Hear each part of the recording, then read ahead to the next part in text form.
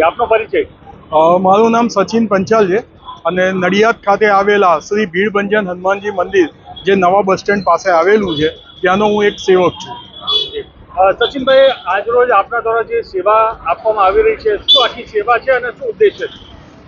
અત્યારે જે પ્રમાણે પાનના ગલ્લા ગમે તે જગ્યાએ એક જ વાત છે, ગરમી બહુ છે, ગરમી બહુ છે, ગરમી બહુ છે. તો આવી અમારી જે ભીડભંજન હનુમાનજી મંદિર જે ટ્રસ્ટ છે એ એક સામાજિક સેવા સાથે જોડાયેલું છે. અમે લોકોએ નક્કી કર્યું કે જ્યાં સુધી આ ગરમી પડશે, એટલે અત્યારનું જે હવામાનની આગાહી છે કે 22, 23, 24, 25 આટલા દિવસ હીટ વેવ રહેવાનો છે, તો અમે લોકોએ અહીંયા આગળ છાશનું વિના મૂલ્યે વિતરણ કર્યું છે. અને રસ્તે આવતા જતા જે પદયાત્રીઓ છે, જે પણ બી લોકો છે, એ લોકોને સંપૂર્ણ છાશ સામે રક્ષણ મળી રહે, જે કામે બહાર નીકળ્યા છે ગરમી સામે રક્ષણ મળે એવો ઉદ્દેશથી અમે લોકોએ છાશનું વિતરણ કર્યું છે.